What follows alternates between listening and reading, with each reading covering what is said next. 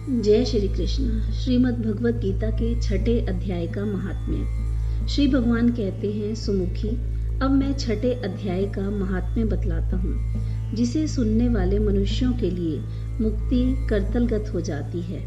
गोदावरी नदी के तट पर प्रतिष्ठानपुर नामक एक विशाल नगर है, जहाँ मैं पिपलेश के नाम से विख्यात होकर रहता हूँ। इस नगर में जानश्रुति नामक एक राजा रहते थे, जो भूमंडल की प्रजा को अत्यंत प्रिय थे। उनका प्रताप मार्तंड मंडल के प्रचंड तेज के समान जान पड़ता था। प्रतिदिन होने वाले उनके यज्ञ के धुएं से नंदनवन के कल्प वृक्ष इस प्रकार काले पड़ गए थे, मानो राजा की असाधारण दानशीलता देखकर वे लज्जित हो गए हों। उनके यज्ञ में प्राप्त पुरोडाश के रसास्वादन में सदा आसक्त होने के कारण देवता लोग कभी प्रतिष्ठानपुर को छोड़कर बाहर नहीं जाते थे।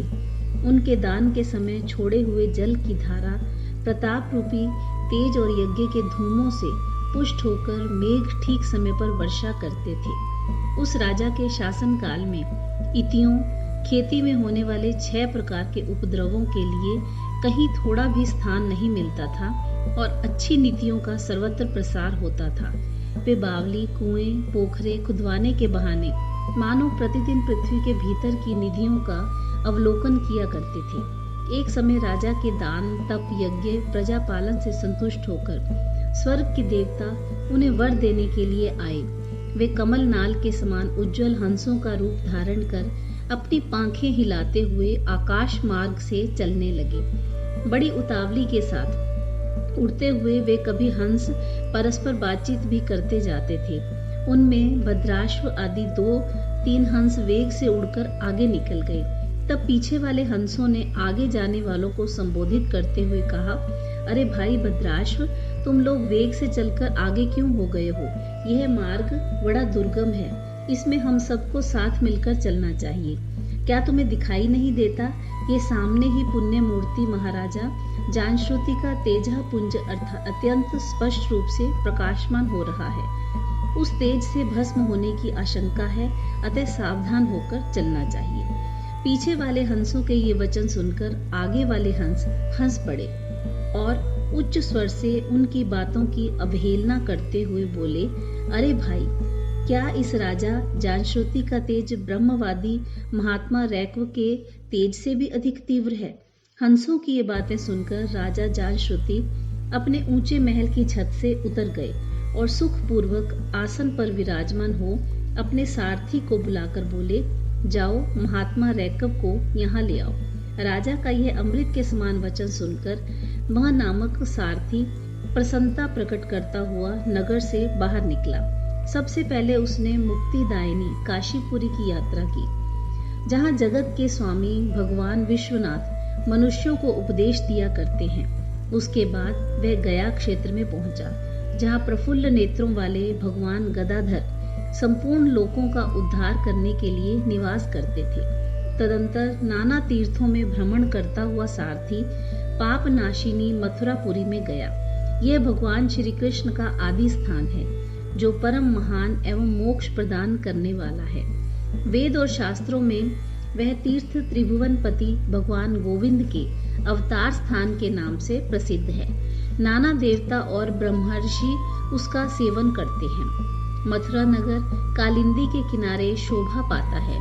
उसकी आकृति अर्धचंद्र के समान प्रतीत होती है।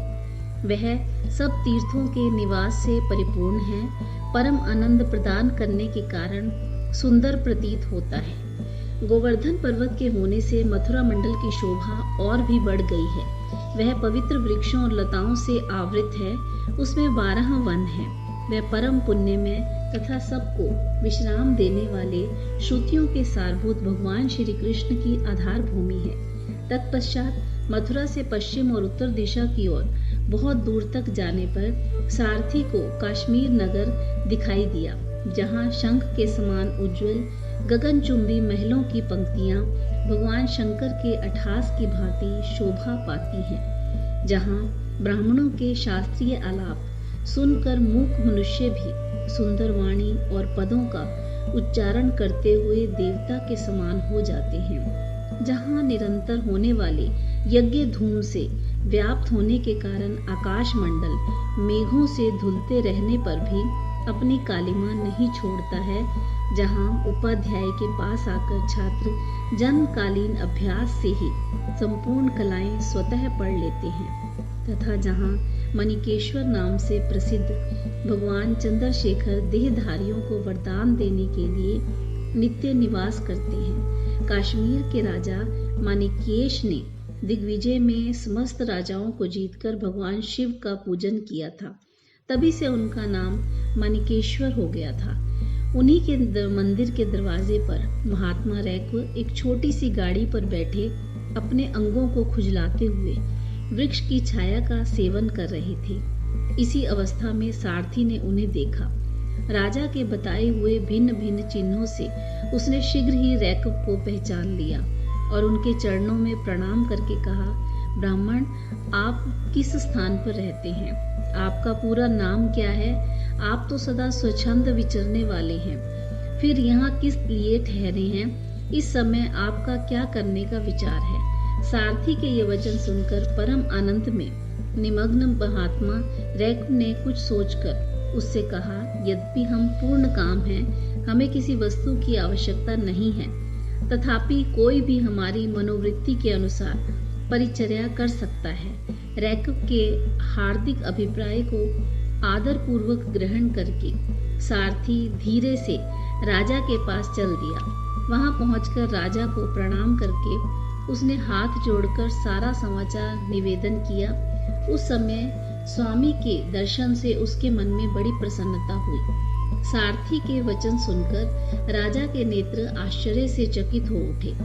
उनके हृदय में रैक्व का सत्कार करने की श्रद्धा जागृत हुई। उन्होंने 2 खचरियों से जुती हुई एक गाड़ी लेकर यात्रा की, साथ ही मोती के हार, अच्छे अच्छे वस्त्र और एक सहस्त्र गोएं भी ले ली।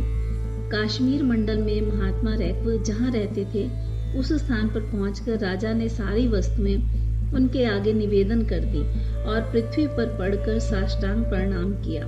महात्मा रैक्व अत्यंत भक्ति के साथ चरण में पड़े हुए राजा जानश्रुति पर कुपित हो उठे और बोले, रे शूद्र, तू दुष्ट राजा है, क्या तू मेरा वृतांत नहीं जानता? ये खचरियों से जुती हुई अपनी ऊंची गाड़ियां ले जा, ये वस्त्र, ये मोतियों के हार, ये दूध देने वाली गोएं भी स्वयं ही ले जा। इस तरह आज्ञा देकर रैक्व ने राजा के मन में भय उत्पन्न कर दिया। तब राजा ने शाप के भय से महात्मा रैक्व के दोनों चरण पकड़ लिए और भक्ति पूर्वक कहा, ब्राह्मण, मुझ पर प्रसन्न होइए। भगवान आप में ही अद्भुत महात्म्य कैसे आया? प्रसन्न होकर मुझे ठीक ठीक बतलाइए। रैक्व ने कहा, राजन, मैं प्रतिदिन गीता के 6ठे अध्याय का जप करता हूँ। इसी से मेरी तेजो राशि देवताओं के लिए भी दुस्सह है। तदंतर परम बुद्धिमान राजा जानश्रुति ने यत्न पूर्वक महात्मा रैक्व से गीता के 6ठे अध्याय का अभ्यास किया। इससे उन्हें मोक्ष की प्राप्ति हुई। इधर रैक्व भी भगवान माणिकेश्वर के समीप मोक्षदायक गीता के 6ठे अध्याय का जप करते हुए सुख से रहने लगे। हंस का रूप धारण करके वरदान देने के लिए आए हुए देवता भी विस्मित होकर स्वेच्छानुसार चले गए। जो मनुष्य सदा इस एक ही अध्याय का जप करता है, वह भी भगवान विष्णु के ही स्वरूप को प्राप्त करता है। इसमें तनिक भी संदेह नहीं है। जय श्री कृष्ण।